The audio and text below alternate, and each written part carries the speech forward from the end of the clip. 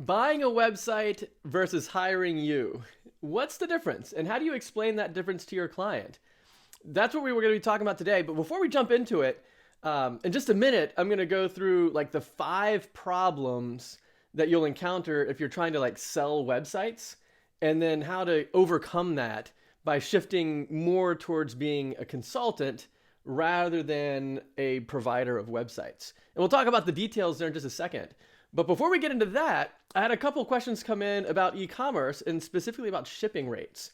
So I wanted to start out talking about shipping rates and e-commerce real quick because I have a kind of unique perspective on that. I used to run an e-commerce platform for like 12 years and have a lot of experience with shipping rates and landing page conversions and checkout page conversions and just the whole flow through an e-commerce site. So I thought I'd talk a little bit about that. We've talked about it once before, but it's been a long time. So I thought I'd jump in and mention some stuff again. And so we'll talk about shipping rates. And then after that, we'll talk about the 5 problems with selling websites. And then the way what we'll wrap up in is, well, what do you do if you're not selling websites? Like what's the alternative approach? And how do we get that to come to life? So the shipping rates thing, what you want to do with the shipping rates, if at all possible, you want to offer free shipping. And it might sound kind of like a knee-jerk reaction. Okay, obviously, yeah, free shipping is better than not free shipping. But it's for an important reason. The reason that you want to offer free shipping is because when you get to the checkout page, if it's anything other than free shipping, you need to then calculate the shipping in some way, whether it's based on what's in the cart, whether it's based on the weight of the items in the cart, whether it's based on the type of shipping that you're getting, and you're going to do a real-time quote. And the problem with introducing shipping rates at the checkout page is you're now creating basically a new product that somebody needs to buy in addition to the product that's in the cart. And so what that means is the entire process that they went through to figure out what they're going to put in the shopping cart in the first place is now getting started over because the price is different and there's a new product and they have to think, well, is it worth the price? Can I get it cheaper somewhere else? What if the cost of the shipping is more than the cost of the product? Like what if you charge like $12 shipping and the product's only $10 or whatever, and now you're paying more for shipping than the product. So you end up running into a bunch of problems like that. And so the best thing that you can do, if possible, is to guide your clients into offering free shipping because of the impact it has on the conversions of the checkout page. And now, sometimes you can't, right? Sometimes you can't do that, and sometimes you can. The times when you can offer free shipping are when you have a kind of a unique product that is not for sale anywhere else, right? So like the opposite of that would be everybody trying to sell Bose headphones or something like that. And your product could potentially be more expensive if you bundle the cost of the shipping into the product than if you charge for shipping later. And so if people are price shopping websites and your product's $10 more than the other people's product and it's literally the exact same product, then you have that pricing problem where your stuff is too expensive. So that is a scenario where trying to bundle the cost of the shipping into the price of the product doesn't really work. But you're when you're offering free shipping, you're not giving the shipping away you're not eating the cost, right? You're not just eating it. What you're doing is you're taking the cost of shipping and somehow putting it into the product itself. And the truth about shipping is it's a lot more expensive than regular consumers think it is. Like everybody is accustomed to like free shipping or free 2-day shipping on Amazon, like through Amazon Prime. And the truth is, shipping costs like $10. Shipping is a pretty expensive thing for smaller retailers like us, like your clients. And so I don't think if you just pass the shipping cost through in its entirety to your clients' customers, that those people they're gonna think, wow, shipping's really expensive here, when you're just kind of passing it through. So the best thing that you can do is just take all of the shipping price and put it into the price of the product, and rather than charging $70 for your headphones or whatever, you charge like $85, and so that kind of covers the cost of the shipping, but it's free shipping, all bundled in the price of the product. So that's the best way. The second best way is to have some kind of a flat rate shipping fee that's known up front before you get to the checkout page. And so the deal for that is you're telling people what the shipping is going to be before they're checking out. And that means that when they get to the checkout page, they're already expecting the price and they're not reevaluating the entire order because now shipping is just getting introduced. And so the way that you can deal with that as a vendor, like as someone selling things, is figure, okay, well, generally speaking, if I've got Like I used to run an e-commerce store itself, in fact, several of them, in addition to the whole e-commerce platform. So I have a lot of experience doing all of this. So one of the things we used to sell is noise cancellation headphones. And they were passive reduction, but it was designed to headphones to be worn like if you're in a band or something like that, and you wanted to be able to like hear your band members without cranking the volume up so loud, because usually it's the exterior noise or whatever ambient noise at a band is pretty high, and so to get your volume up loud enough, you blow out your ears, that kind of a thing. Anyway, so we were selling these headphones, and so what I would do is I would just go and like do some pinpoint analysis across the country. Like, how much does it cost to ship a headphone to Portland, Oregon? How much does it cost to ship one to Austin, Texas? What does it cost to Richmond, Virginia? And so you just figure out what's the average cost going to be, and then add that into the mix and say, well, $5 shipping, and then like say the average cost for us is about $11, maybe 12, something like that. And so you say, okay, well, knowing that, what if we do $5 shipping and then bump the price of the product up $7 or something like that? And that kind of spreads the shipping cost across the $5 shipping, and then you inflate the product price a little bit. And then the last one is, and the worst way to do shipping is real-time shipping rates, where you don't even know what the shipping is until you type in your address and all this other stuff. And then if you do a straight-up pass-through of the real-time rates, you've got these two major problems. The shipping rate's going to be too high, like it's going to be a really expensive price compared to what most people are thinking. It's going to be way more than $2 or $5. It's going to be probably $7 to $15 for most products. And that's going to make your customer feel like it's expensive. And then the other problem is it's a complete introduction of a new thing to buy. Like, hey, so people will then bounce off the checkout page to go shop the shipping. Can I get the same product or at least a similar product from a different vendor where I don't have to pay for shipping? And now your client leaves your website to go shop the shipping. And you don't want that, right? That's obviously a big mess. So that's why live shipping rate calculations tend to be the worst, because the price is too high. You have to shop the shipping, and then you don't even know what it's going to be until they give you their address and all that stuff. So you're now asking them to give you more stuff before they can even figure out if they want to buy from you or not.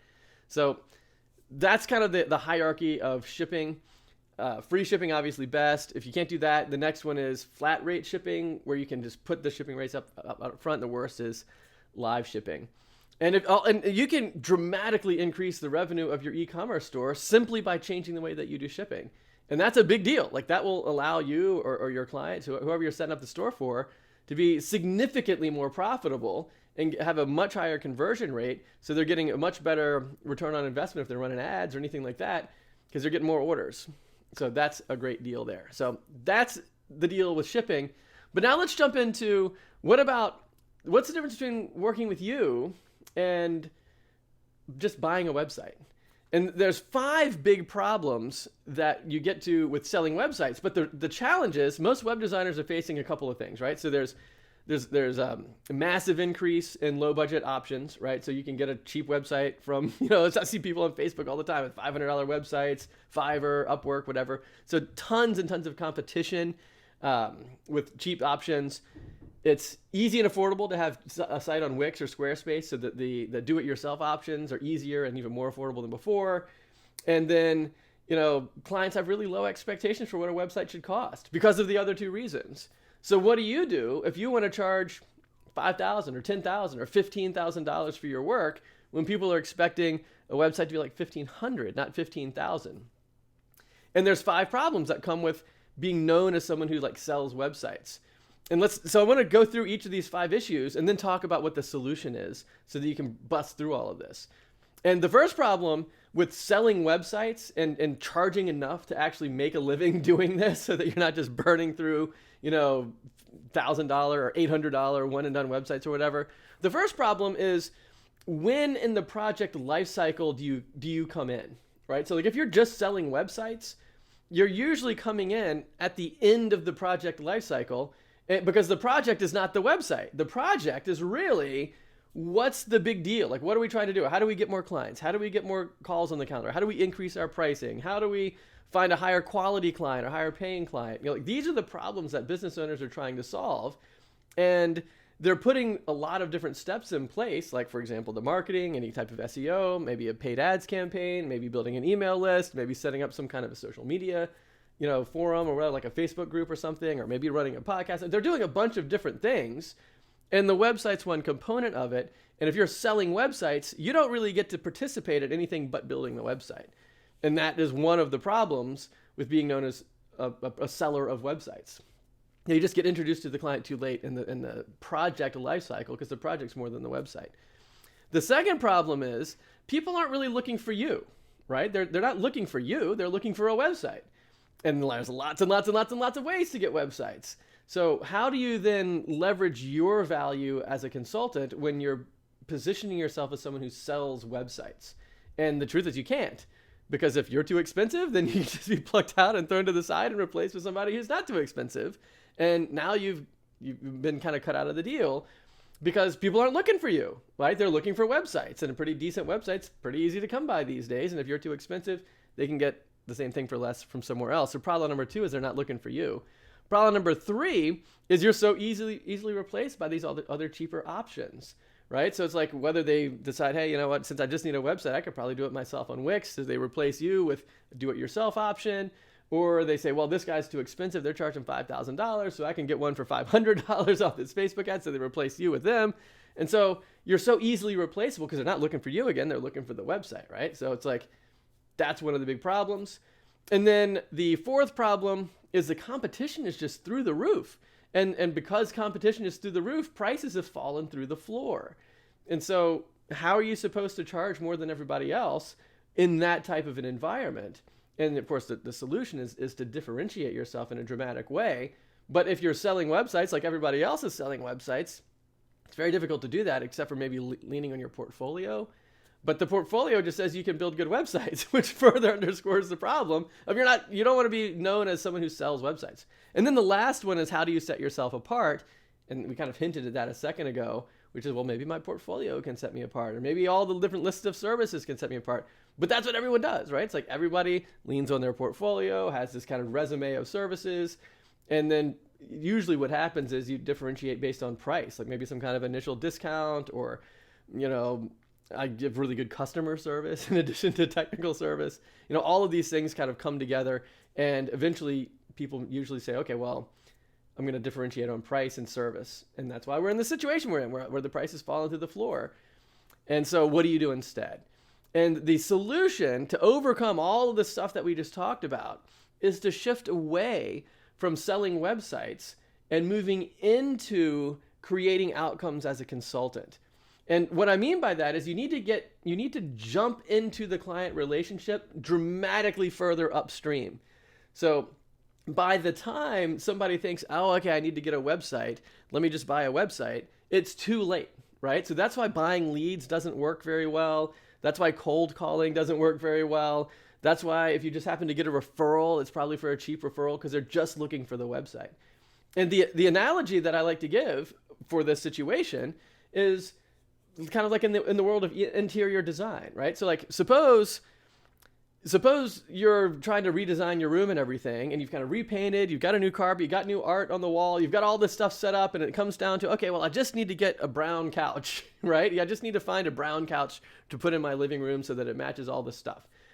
And the problem is, if you then are the seller of brown couches, all you can do is sell the brown couch, right? You can't sell the lighting, you can't sell the artwork, you can't sell the carpet, you can't sell anything else. You just have to say, well, here's the brown couch. And basically, you're in the same situation that all web designers are in right now, where everybody's selling brown couches, right? And so then if you try to upsell in your web design business to the marketing, to the maintenance plan, to the, maybe some paid ads or, whatever else that people need, they're not looking for it. It's much more expensive than what their budget would allow for. All they want is the brown couch, right? So it's like, how do you fix that problem?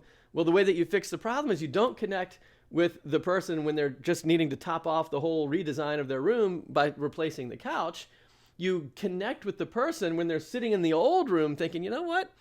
This room's kind of old. It should be redesigned. Or maybe when they first move into the house, they're like, we got to redesign this living space to accommodate our lifestyle or whatever. You want to get in upstream. You want to jump in at the point where they're talking about and thinking about the problem, not when they're implementing the solution, right? And so ultimately what you're doing is by connecting at the time that the client is thinking about the problem, you are able to offer the solution rather than just cap off the implementation of a solution that's already been established.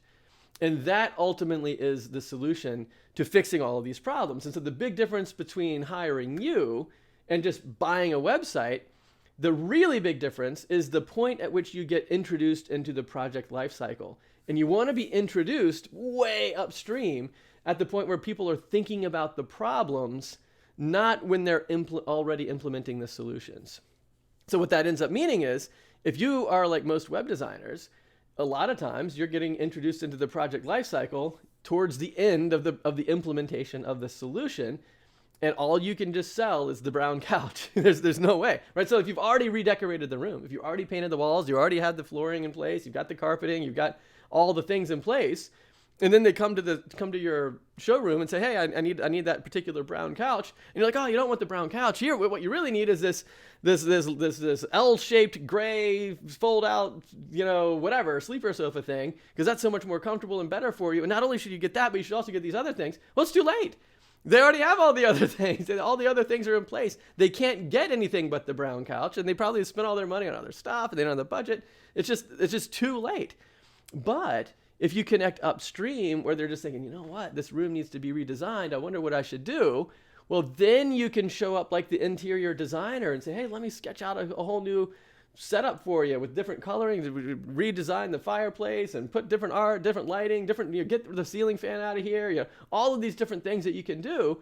And it's the difference between like a $2,000 brown couch project versus like a $30,000 or $40,000 redesign with cabinets and lighting and everything else. And it's all because you get into the project lifecycle way upstream from where most web designers do. And that is the ultimate solution behind the whole thing. It's like connect with clients when they're thinking about the problem, not when they're already implementing the solution. So that's the whole idea there behind all of this stuff, is to jump in upstream. And that's the big difference between just buying a website and hiring you. And come to the table with some of the stuff like we just talked about. Like, let me show you how to get a better conversion rate out of your checkout page. Because most people's knee-jerk reaction when it comes to e-commerce and checkout pages is real-time shipping rates are king. But the problem is, it's only king for the merchant, right? It's only the best option for the person doing the selling, because what they're thinking is, I don't want to really make a lot of money off of shipping, but I don't want to eat it either. I want to just pass through the shipping cost. And unfortunately, that's the best way to kill the conversions on your checkout page. Like, passing through shipping costs is the worst converting checkout experience with shipping rates that there is. And if you have to do it for whatever reason, then just tell people up front you're going to have to calculate some costs or whatever. But if you can do anything other than that, even if it's just telling people I'm going to charge you X dollars or whatever for shipping, then that's great too. And a side note to that is, if you need to get the cart value up to a certain point, you can say, well, it's free shipping over $50 or something like that, and then that will help get the cart value up so people get the free shipping. And then if it's under that, then you can do something else. But anyway, so come to the table with that type of knowledge so you can help your clients get better conversions and better performance off their ads, because better converting checkout pages mean better converting ads, which means you're getting a much better return on that investment as well. And so come to the table with that kind of knowledge rather than just saying, just showing up, say, hey, I'll build you a website doing whatever you want. And right, so you're bringing leadership and you're bringing knowledge and your industry experience into the mix. And that's why it's dramatically better to hire you than it is to just go buy a website that I either build myself or from somebody who doesn't even care, who just charged me $500 or whatever.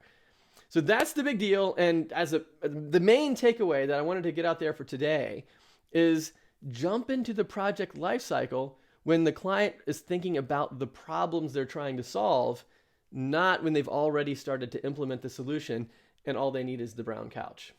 All right, guys, so that's what we got for today. If you have any questions, want to keep talking about it, definitely put some notes down below. And I'm going to be in Clubhouse later with Heather. And join us over there. So that'll be pretty cool. I'll put a link or something down below as well about that. But it'll be the first time I've been in any sort of big room in Clubhouse or whatever. So jump over into Clubhouse and join us tonight. It's going to be 7 o'clock p.m. Eastern time. And it'll be a lot of fun. So join me and Heather over there. Well, she and I will try to put a link or something down here so you can jump into it.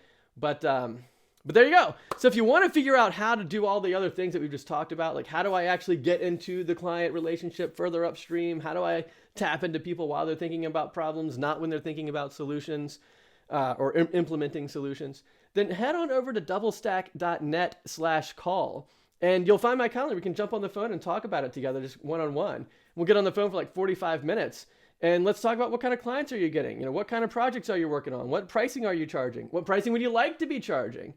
And what can we do to kind of get your public marketing message in alignment with what's really going on inside in your heart, what your intent is, right? Because a lot of times it's wildly different, right? A lot of times you're just saying, hey, on my website, I sell websites, and you try to upsell to this more comprehensive solution, and the upsell is just too big, right? Like normally I say, don't go any lower than at least $500, usually more like $850 a month, something like that. For a monthly retainer for your client, which gives you 2 or 3 hours a week to work with your client, which is, you got to have at least a couple hours a week if you're going to be doing marketing. But that's a $10,000 investment. And so if you're trying to take a client from like a $2,000 website project to like a $12,000 investment with a 2,000 website plus a $10,000 retainer or whatever, you can't upsell that. It's way too big of a stretch. Nobody can do that. And people, even if they wanted to, they don't have the budget for it. They're thinking $2,000 and you're saying 12. So what you want to do is you want to make sure that when you offer the solution, you're getting people that are looking to you to provide those high ticket solutions. You got to get yourself in the flow of a different type of clientele in order to be able to land these higher ticket projects. So if you want to talk about that, head on over to doublestack.net/call and you'll see my calendar pop up. Find a time that'll work good for you. And we'll get on the phone one-on-one and talk about the details of your business and how we can bring all of this high-ticket consulting to life for you and your clients. And of course, once you do that, you really resolve one of the biggest problems with web design consulting anyway, which is finding leads.